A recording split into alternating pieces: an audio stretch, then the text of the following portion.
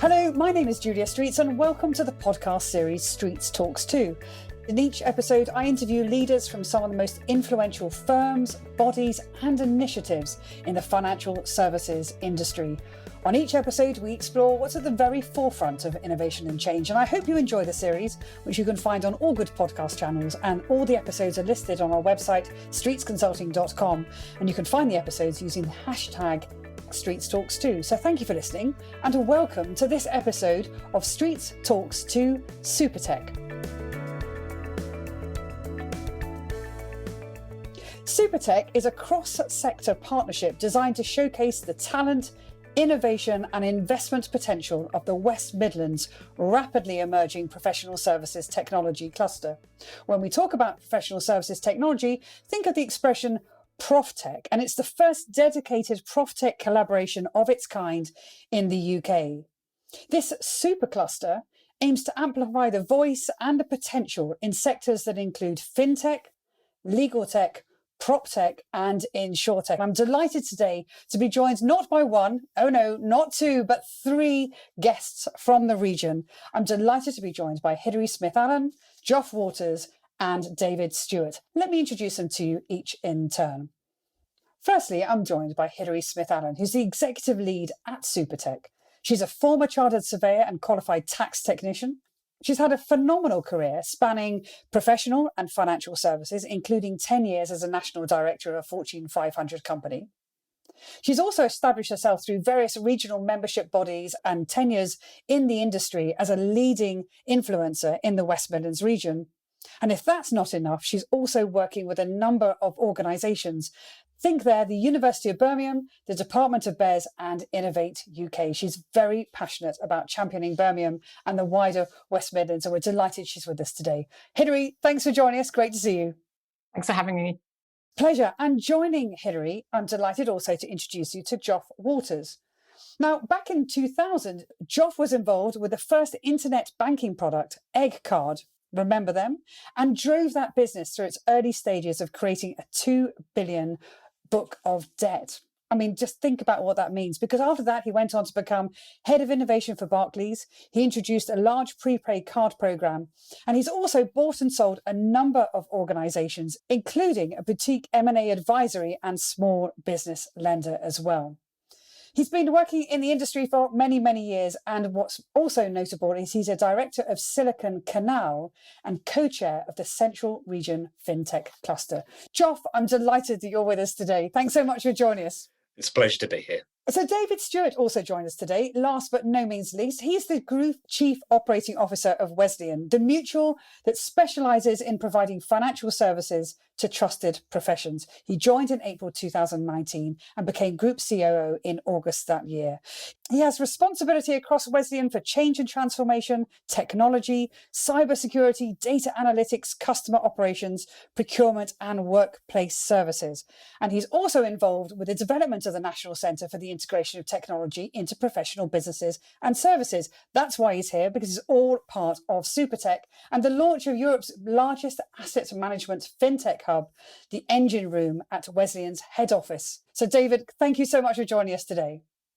Thank you, Julia. It's great to be here. Fabulous. Well, listen, it's been a joy talking about your different interests in the region, thinking about your involvement in SuperTech and come from very, very different perspectives as well. So what I'd really like to get into, first of all, is for the benefit of the listeners, I've had a brief attempt to explain what it is, why it matters and why now. But I want to get into that in so much more detail. Hilary, can I come to you first of all? So tell us, what is SuperTech?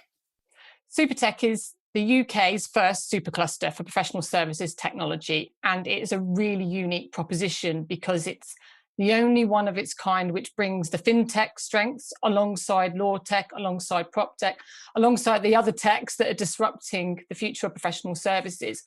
And we've taken that approach because we have a very, very large regional professional services sector. In fact, it's the third of our economy, no matter how you measure it, whether that's by GVA, by number of firms, by employment. It's significant, and that's not very well understood outside of the region. It's not even very well understood all times within the region, where our strengths in automotive and manufacturing perhaps are more widely associated with the region. But The hard facts are those numbers around professional services. And yet professional services in its own right is undergoing massive change, technology affecting our industry as much as others, and we're competing for the same talent. So there's a significant opportunity there in order to support the continued growth, that ascendance over the last 30 years to where the sector is now, but also a little bit about resilience.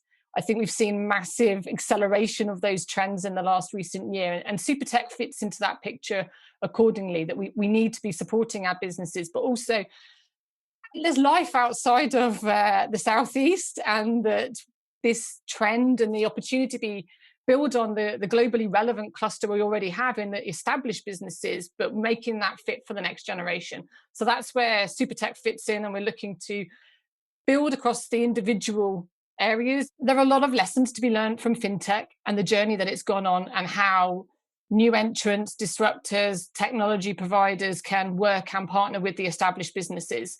And we've seen that with the release of Kalifa's review of the UK fintech scene, and how in the opening statement of that report, Ron Kalifa lays down that financial services and fintech, they're not subsectors now. It's intrinsic to the way that financial services is delivered. Well, that is likely to be the journey that law tech goes on prop tech, as buildings become digital platforms, as legal services can productize and operate in different ways. And so we're trying to get the advantages of that insight and play it into the others, and also draw on the collective strength of the business community, where it's really integrated in place. The West Midlands has a really strong business community. It's highly networked. And why would we try and separate that as we go on this transformation journey? SuperTech is really trying to meet that challenge head on and do it in a different way. And it's that collective strength that really kind of shines through all the conversations I've been having with the region, and thinking about the potential, as well as, building on the history. And I think a lot of people don't realise actually how much innovation there is in the region. I was talking earlier about Joff's work at Silicon Canal. But I want to come to David first of all, actually, because I was saying that, you're hosting the biggest asset management incubator space. I mean, it's actually a physical space in your office in Wesleyan, really a stone's throw from the railway station as well. I've been there a number of times. But I wanted to return to this question about why now. And David, just kind of hear your thoughts about, why you're particularly involved in SuperTech and what this means for your community right now. Yeah, no, thank you, Julia. And why now? I think Hillary's touched on it to an extent, in terms of it's very clear that there is a huge opportunity within the region. And I think it's fair to say that we aren't fully leveraging that at the moment. And really why now is that we absolutely want to maximise that opportunity, not just for the established organisations, and Wesleyan being 179 years old is clearly one of the older ones, but actually we've already got some really strong startups and scale-ups in the region, but it's very clear that we can and should have many, many more. So we want to galvanise behind the national effort, but very much leverage that opportunity within the West Midlands. I think the second point is very pertinent to the here and now. We're a year into the coronavirus pandemic. If I look at my own business, then it's affecting the way that customers react. We particularly focus on doctors, dentists, teachers, and those are professions that have been profoundly impacted by the experience of the last 12 months. And so we've had to pivot as a business to really drive our digital transformation. Instead of our financial consultants seeing clients face to face, they're now doing it virtually, and they're fitting in amongst doctors' timetables. And those doctors are particularly hard pressed right now for very obvious reasons. So we've had to pivot very much as a business, and our colleagues have had to pivot from being in the office to actually working from home, but continuing to drive the business forward. And actually, if we look then more broadly at the fintech and proftech world in the West Midlands, we're seeing employment challenges without a shadow of a doubt. And why now? Partly is to help those individuals and those fledgling businesses get the leg up that they deserve in the current climate. And that can only help the economy in the West Midlands. And the final point I would make is that ultimately this is about technology, and the benefit of us being a super cluster in SuperTech and spanning multiple sectors is that we can very much give the access to the technology from different sectors, because if we just focused on one, such as fintech, actually those other sectors could miss out. So that's why I would say that why now, there's never been a better time, I would say, Julia. Yeah, and absolutely. And I love the whole point about, sort of helping organizations to be resilient that Hilary was talking about earlier. And you're talking about, helping them sort of on their journey at a time when it's really, really needed as well. And Joff, I'd love to bring you in here because, you're an entrepreneur, you're in your DNA. I mean, I talked in the introduction about the businesses you've launched, you've scaled, you've sold. And I'd love to kind of get your thoughts about, why this really, really matters and why this really, really matters right now. As David was saying, we've just lived through a terrible, terrible year, which has created an enormous amount of change. And there's two things that are happening. Number one, there's a lot of people that have been displaced. There are a lot of people that are currently on furlough that are worried about their future. There are a lot of people that have been made redundant, have lost their jobs, sadly. And I think it's incumbent on an organisation like SuperTech, which is just starting out. We have the ability to gather a lot of eyes on what we're doing. We've got some great partners around this, some amazing firms like Shoesmiths and the Wesleyan and the others that are partners in SuperTech, which can drive a lot of good and change into the local economy and start to create opportunities for people coming out of kind of 2020 into 2021 and the end of this year. And the other thing is, as we saw, people moving away from the city, there's a change of attitude. There's a change of feeling in people. We heard this morning that there is a sort of forecast that maybe people will be going back to the office 2 out of every 5 days, not 5 out of every 5 days in one of the meetings that we attended. And I think that means that we have an opportunity to bring them into our local economy 3 out of every 5 days. We can start to decentralize roles and bring people back into the local tech community. And so it's a great time for SuperTech. Times of change, times of disaster drive, times of opportunity. And so bouncing right now and sort of springboarding into 2022, we can drive some positive growth and new companies and new jobs and actually new trade, but drive that into our area. And that's an important thing.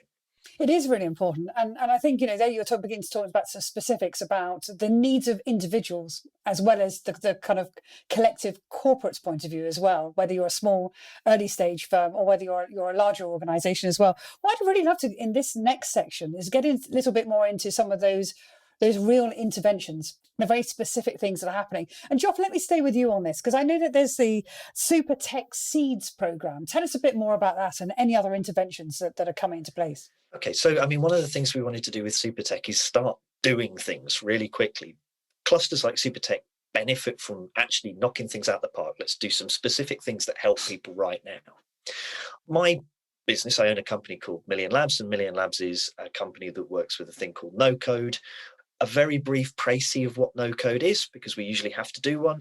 No code is a trend that's been around for the past few years. It's currently the hottest thing in technology right now. So Microsoft, Google, Amazon have all launched no code platforms in the past year. Enormous amounts of investment in Silicon Valley and actually in the UK as well. What is no code? No code is a general term that has come to describe the idea that somebody that doesn't have any development skills, any coding skills, could use a piece of software that looks a bit like PowerPoint to draw a picture of an application, configure some settings, and then have that piece of software deliver the application as a finished product that can be launched and looks just like it was built with code, right? And that's a no-code platform, for want of a better description. And we've been using this new no-code trend to run a boot camp where we're teaching people to either develop, well, first of all, we're teaching people to develop their technology themselves. So we're helping entrepreneurs and people that want to use technology skills in their day job to learn how to use no-code platforms to build applications. And in some cases, they're launching them as businesses. And in some cases, they're using them to power up the business that they work in. This is a great way for us to upskill people. And it's also a great way for us to introduce new seedling companies into the West Midlands economy, right? Because the way we see it, we have space in our incubators and our accelerators, things like the engine room at the Wesleyan. We have spare capacity. And the reason we have spare capacity is we need businesses growing into that scale-up stage of startups. So by creating a route for us to create the very seeds of startups, we know that in a year, 2 years, 3 years, we'll be using that capacity and growing the local economy with some successful businesses. So that's what we've been doing with SuperTech Seeds. And coming soon, I think I'm allowed to say, we'll be launching our first no-code pre-incubation program as well. So we're looking at what we can do to help people that have used no-code platforms to grow further. Can we help them with funding, mentoring, and all of those other things that come with growing businesses? This is fantastic because no code is being heralded as probably the greatest unlocker in innovation, because it's all about speed to market. It's about bringing ideas to life. And also, so many ideas need to meet a business requirement. So therefore, leaders who go, actually, I can see an opportunity, but now we need the tech to do it, but I may not be a technologist, can really bring that to life. So it's fantastic to hear about the work you're doing there, because I think that's going to just not only provide the forum and the structure, but actually it's going to inspire even more at speed, which is really, really exciting. And Hilary, it seems like you're really keen to come in here. So your thoughts would be great. Absolutely.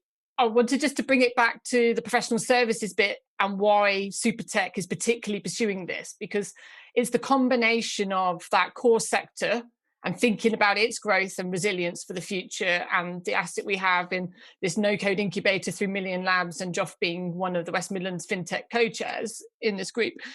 The challenge laid down for Fintech is that the average age of a startup is about 48, something like that. It's super high. And it's super high because you need to have the resilience, the personal resilience I'm talking about now, or the itch to scratch. You've had the idea, you've developed enough domain knowledge to know how to have a problem or a pain point you want to fix in a regulated domain.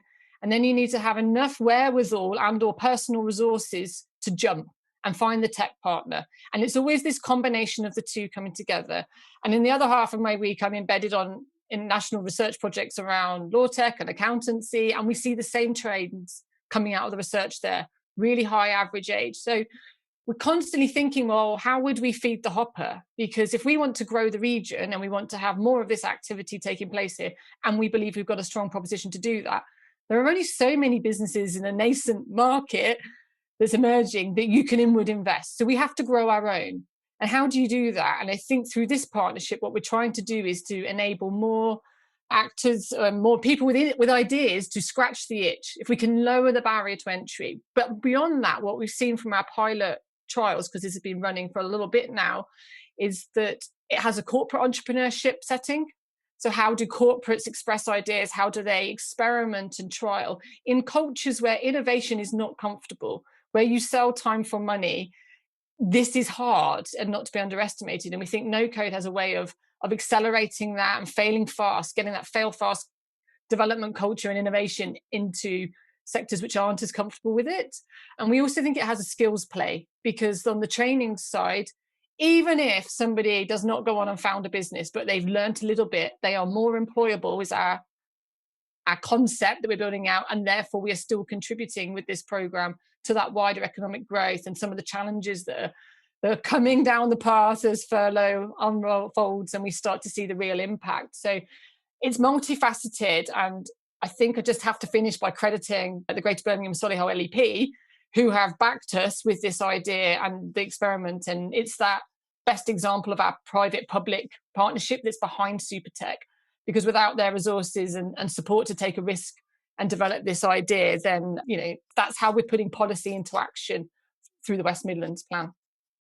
And it'd be amazing to see those businesses come out, as you say, kind of feeding the hopper, but come out the other side and imagine the pride actually of not only being associated with that specific organisation that's going to be successful, but being part of the community that has, as you said, kind of been not only supporting, but also learning from each other, and also the cross-fertilisation is going to be extraordinary. It's really exciting. But that's not to say that, that there hasn't been work that's gone before, because I know this, as I keep saying, I think that the region is underestimated in terms of the innovation that's come through in recent years. This is an amplification and a kind of like a supercharge, hence I guess the reason why it's called SuperTech. David, let me come to you next as well. Again, this question about specific interventions. Really keen to hear about practical things that you're focused on as well. Yeah, Julia, SuperTech was only formed just a couple of months ago, so it is still very much in fledgling stage. What I would say is there is absolutely a strong latent demand from the extended community within the West Midlands, and that's across academic institutions, it is across kind of startups and across established organisations such as ourselves as Wesleyan, or the big players like HSBC and Barclays that are in the region. And so there's a very strong latent demand. And it's fair to say that we're still forming our plans in terms of how best to bring that community together. Any events, we held a launch event not so long back, any events get a lot of interest. But what is very clear is that, if we went down a pure membership route, then that is fraught with problems, and there's a very large graveyard full of membership organisations that haven't thrived. So we're quite thoughtful around the most appropriate model. And so I think it would be a case of kind of watch this space as we develop those plans. But I would just like to come back to something that Hilary mentioned, because it is very clear that the barriers to entry are high for PropTech organisations across the UK. And that is despite, for example, in Fintech, some really quite advantageous regulation that helps financial services grow within the UK. But I do think that no-code organisations of the type that Joff is helping to develop are a really good opportunity to unlock some of that. And if I look at kind of as a real life example in Wesleyan, we're focusing very hard on our digital proposition, and we're just about to appoint a low-code producer to help us deliver some digital functionality. And that's something that we as a 179-year-old organisation are embracing. And actually 2 of our Wesleyan colleagues have been on the first cohort of SuperTech seeds in terms of learning how to do no-code themselves. So we're very much kind of eating what we've baked, as it were, to use that expression. And it's really very exciting times. It certainly is, isn't it? And I just wondered if I could just kind of nudge the conversation forward and just pivot on a word you just used about regulation, actually. I know this is a really weird question to be asking guests on a podcast, but I am slightly excited by this. You talk about the impact of regulation and the potential for regulation. So what I ask all our guests on Streets Talks to is if you have a particularly favourite piece of regulation that you're paying attention to right now. We're always really keen to hear, because, of course, a lot of change must be anchored either around the drivers coming out of regulation or a definition and the future of regulation and the application in the middle. David, can I stay with you on this one, if you don't mind? So come on then, tell us, share your thoughts. What is your favourite piece of regulation right now? It's one of the most interesting questions, Julia, I think I've been asked. So, favourite piece of regulation? I'd look at this through 2 lenses. I think from a business lens, then there are 2 elements of regulation that I think are really, really quite exciting in the UK. One is sandbox and the opportunity that gives to startups to test things in a way that the regulator is supportive of rather than nervous about. And it was fantastic to read in the Kalifa report that there's talk about a scale box now to help scale-ups as well as sandbox for startups. So that, I think, is fantastic. And the other regulation I think really helps businesses is our approach to data regulation, particularly in the context of open banking, because the availability of open banking data unleashes huge potential in fintech developments. And I think ultimately they help consumers. And I think I'd probably finish kind of in my response to this question with a piece of regulation that I think really does help customers at the end of it, which is, particularly in financial services, is the push by the FCA around smarter communications. So financial services are complex at the best of the times. And as an industry, we don't always make it as easy as we could do for customers to understand the literature and the online material that we're sharing with them. So smarter comms and the push to making financial services communications simple, clear and understandable for our customers, I think is a brilliant piece of regulatory effort from the FCA. And particularly when we think, not only at the highest level, where as you say, the trends towards open banking, but also open finance, which is where the interconnected community around SuperTech, will really, really thrive. But also thinking about financial inclusion and suitability and all of the requirements around that. Of course, that really, really matters. Fantastic. Loving your thoughts on that. Thank you very much indeed. Hilary, you come at this from a very, very different perspective. What regulation and initiatives on a regulatory level are you paying attention to right now? I'm less of an expert on regulation, but quite happy to comment on broader policy matters that impact both nationally and locally. The three words that have probably most enabled the evolution and the creation of SuperTech has been the local industrial strategy. But I note that as I say those three words, they are three words that no longer really trip off the tongue of anybody in government, and were very, not even last year, the year before. So you roll with the times, but at a policy level, we understand our ingredients, key assets in the region in a way that we didn't before. Nobody's ever looked at services to the depth that we've looked at it before. And actually, we have some really interesting conversations around skills and innovation more broadly with national partners, because we are the only region that has prioritised business and professional financial services in the UK. So it puts us in quite a unique position. It puts us in more of a leadership position. We've tried a few more things. And frankly, whatever it's called, when we have the next iteration of the economic plan and we do our refresh here, our core ingredients will still be the same, and we'll align it to that way. But I think it's been incredibly enabling, because it has freed up this opportunity to invest, to create more public-private partnerships. And everyone's been on a journey. I've been on a journey with David and Joff for the last 18 months or so, and before that, many others, where we're frankly not used to doing this very much in services, B, in regional services economies. Intervention is not a thing. Partnership working is discussions and consultation, and then we wait and watch, and you come back and ask us again in 3 years, but nothing happened in between. And I've been around this agenda for over a decade in this region, and we've gone from being missed out of the original economic plan when LEPS first came into that, and somebody pointed out, hang on a minute, there's this, through to being in it but not a priority, through to it being in it and a priority but not resource, to where we are today. And that only happens with a consistent voice. And when you get to this stage, this is the next evolution.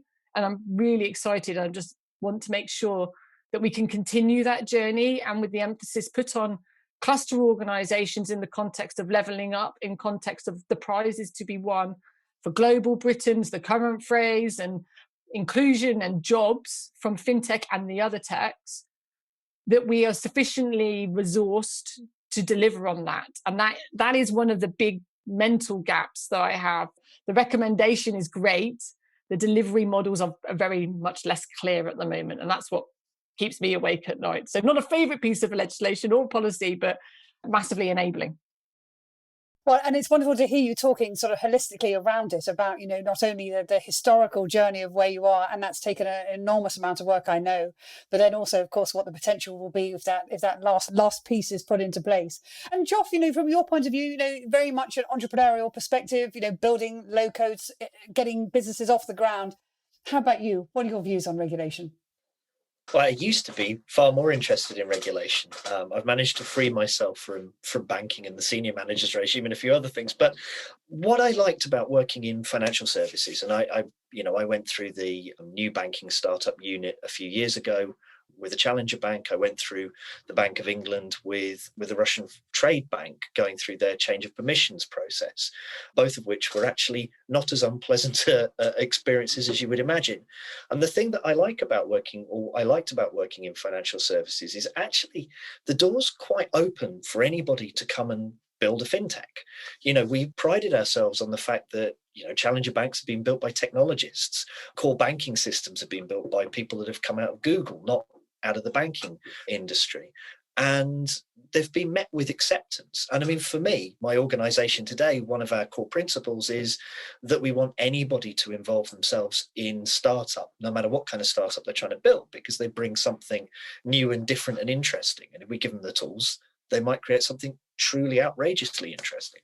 I think with financial services, as David referred to the sandbox and the scale box that was in the Kalifa review, I think we can take that kind of practice into other professional service areas where perhaps it's been, and it used to be like this in banking when I first started, perhaps founders are presented with a bit of a locked door, actually, and showing that even in the most regulated markets, you can open that door and let anybody in, so long as it's done in the right way. We've got the right level of prudence and control over that. So long as it's done in the right way, we can give access to any entrepreneur to build and grow a business into something quite special. So I think, that's incumbent on us when we're a sort of umbrella organisation that brings in a number of different professional services. Sharing that best practice and that behaviour and that mindset is something that's possible in SuperTech. And it is extraordinary, isn't it, when you think about the financial services? I mean, I've been in the industry 30 years, and if you wind back about 10 years ago, a lot of this just would not have been possible. You say if it's possible in financial services, it is almost possible anywhere else as well. So listen, it's been fantastic thoughts. I know, as you say, David, it's probably the weirdest question you'll get asked on a podcast, but it actually is incredibly enlightening and very focusing in many ways as well. So let me just remind everybody, hope you're enjoying the podcast discussion as much as I am. You can find us on all good podcast channels. It's called StreetsTalksTo. And all the episodes are listed on our website, streetsconsulting.com. And of course, you can find us on social media if you use the hashtag StreetsTalksTo. And today, Streets Talks to SuperTech. Let's look ahead a little. As we go into kind of the final phases of the show, I'm really keen to hear, what you're focused on right now. And Joff, let me stay with you on this point, because we're thinking about, the SuperTech community, thinking about the foundations of growth that we were talking about before. Let's look ahead a little. And what are you particularly sort of focused on right now? I think we're very fortunate people. All of the people you have on this podcast are fortunate people. We're in a position where technology is changing, and is changing really fast right now. And we know that technology enables all sorts of growth and change. And I think it's incumbent upon us, as we have this opportunity with SuperTech, we have this new voice, we have people looking at us. It's very important that we use our position right now to start to try and plug some of the holes in our local economy and in the wider economy. SuperTech is something which is based in the West Midlands, but looks outwards. So it's incumbent upon us to use the noise that we're making right now and the sort of capacity and capability we have to start trying to create growth, to start trying to create change in the near term, because that's what this country needs. But to do that with an eye that says that change that we're creating right now, that growth we're creating right now, in 5 years' time, we'd like to see those seeds that we planted turning into the big stories that people tell about the West Midlands. Did you see this, the phrase that everybody likes to use, this unicorn? Well, that came out of what they were doing back in 2021, actually. So, it was a time of trouble, time of change, but it was also a time of great opportunity. And they used what they were doing with SuperTech to harness that and to create something really special. And my gut feeling is I don't think it's going to be too long before that begins to come through. Certainly just the conversations I've been having in the region about, the ideas that are coming forward, also, the leadership of how the community has come together, but also the entrepreneurs themselves. So, yeah, look forward to those headlines for sure, and the pride that will bring to the region. And David, can I come to you next? As you look ahead at the next kind of year or two, what are you particularly focused on? Yeah, I'm very tuned into the fact that SuperTech is unique in the UK because we span professional and business services. And that cross-fertilization is such an opportunity. I mean, ultimately, we are in SuperTech is about access to businesses, access to technology, and access to talent. And that isn't unique to fintech alone. It is absolutely relevant to professional and business services across the region. And really, as I touched on earlier, I'm very, very focused, along with Joff and Hilary, on how we really leverage that opportunity. There is no better time, as we touched on before, not just because of the pandemic, though that is a major factor, but also because we definitely have more opportunity than we're harnessing at the moment. And we're punching under our weight within the region. And that's very much what I'm focused on, is how to really maximise that opportunity as we move forward. And opportunity is the watchword, isn't it? I mean, everything you were saying there, the only word I keep returning to in my mind is potential and opportunity, which is fantastic. And Hilary, your final thoughts as we're going out of the show, just thinking about, the path ahead. You said you talked a bit earlier about the history that's gone before. Tell us what does the future hold? SuperTech is really focused on the West Midlands, but not for the sake and only in the context of the West Midlands. And I say that in the sense that we have a globally relevant professional services cluster. That's the core asset, and we need to maintain that ambition. And being nationally relevant and internationally relevant is so front and centre to where I think we need to take this. It's not about the West Midlands and Birmingham versus Manchester versus Leeds versus London. particularly London, it's not a zero-sum game. If London loses, we all lose. So it's thinking about, well, what's our part and what's our role in that UK offering, and how do we bring more of that to the benefits to the West Midlands, because the overall gain is happening. It's not taking away from others. It should not be about displacement. And then I think the only other angle that I will be particularly focused on in the next year, aside from the business model and how we, build some sustainability into this collective vision and try and see through some of the aspirations of the Kalifa review from our part in the national network. But what does place even mean? Now, in it, after a year of sitting at home, where does place policy making fit in? Because it really does fit in, because we're having traction and getting opportunities to talk with the likes of yourself, Julia. This is working because we're anchored in a place, and yet we're sat everywhere and nowhere. And I think that's an evolutionary journey that we don't know the answers to yet, because people, place, purpose do seem to still matter. They certainly seem to matter around an innovation agenda, how ideas flow, how we get that creativity going and maintained. But yet somehow we're all everywhere and nowhere. And I can't square that circle in my mind, but there's still a role for place. How we get the best of both worlds and really contribute in keeping relevant internationally and nationally is my next year and beyond, I suspect. And it's wonderful. That's one of the reasons why I love doing this podcast, because it gives us real pause for thought, because actually everything is being reimagined. And I think it's a beautiful way to end the show, actually, when you think about, reimagination of being able to inspire and drive technology through the application of low code at one end of the spectrum, right the way through to the conversation about what is place, what is, in the whole innovation journey. And it's been fantastic conversation. Joff, first of all, can I just say thank you to you for taking the time out? I know how busy you are to join us today. Great to have you on the show. Thanks for being with us. It's been my pleasure. Thank you. And David, a busy role as COO of Wesleyan, and thank you so much for joining us today. It's a pleasure. Thank you, Julia. And Hilary, thank you for joining us. I mean, again, inspiring words to see us out with, and just to taking the time when you have clearly a lot to be thinking through. Always enjoy our conversations, Julia. It's been great. Anybody who's keen to find out more about SuperTech, you can find them on their website, which is supertechwm.com, supertechwm.com, SuperTech West Midlands, of course, and also on Twitter at supertech_WM. And to everybody who's tuned in, thank you for joining us today. I hope you'll tune in for future episodes. And today I really enjoyed this discussion as Streets talks to SuperTech.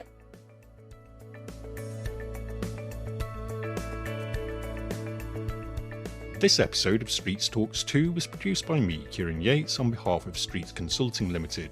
Streets Consulting is a business development, marketing, communications consultancy that's focused on helping fintechs from the smallest startup companies to some of the world's largest global organisations. Everybody's trying to innovate and everybody's trying to grow. You can find this episode on streetsconsulting.com and using the hashtag StreetsTalks2. We can be found on LinkedIn and on Twitter at StreetsConsult. Thanks for listening.